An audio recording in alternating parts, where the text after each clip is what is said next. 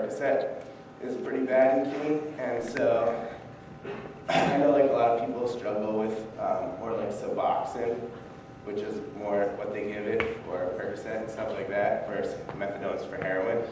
So for like a student population, I think more of a Suboxone clinic would be much more effective in instituting actual effective rehabilitation compared to a methadone clinic, which half this room didn't even know about. So you kind of have to look at the actual drugs in which the student population is using. Yes, please. Well, like safe injection sites where people like would go to use heroin, whereas would go to use heroin, they were like introduced like in the 1980s, like in Switzerland about like at the height of the AIDS epidemic, to try to reduce drug addicts to stop getting AIDS because drug addicts would share needles and so on and so forth. So I mean, personally, there's studies to show that it has helped public health in those ways.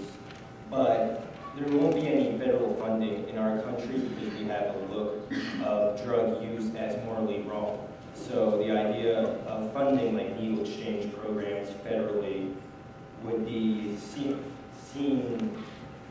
as detrimental to our politicians because of views that drug use is wrong. So I think that's the heart of actually the question you're asking is, should we mediate long-term drug use even though it isn't as intense as, say, heroin? Does through taxpayer dollars supporting the weaning off of or even long-term use without a cutoff cause us pause? Right? It seems to be the good question. It's something to think through, where if you're dealing with addiction, what's the step that we have as a community to respond? I think at the college level, we obviously have services that can help explain the issue and certainly counsel. But this is be a little bit more of a larger community question we need to keep in mind. What's our attitude about drug use? And can it be used in a positive way, whether socially, which is the focus of our talk tonight, right? Or even in terms of the medical use? Do you provide a drug of highly addictive nature as a process of a curative, of helping people heal? That's a tough question, but a good one for us to kind of ponder and think through as we try to get our positions on drugs in our community. Thank you. I just wanted to offer the gentleman that just spoke in terms.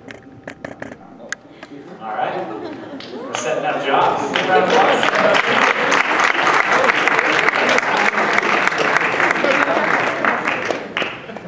Okay, we'll now move to our second speaker. We'll give some commentary as well as some questions to keep us thinking about these perspectives. Jim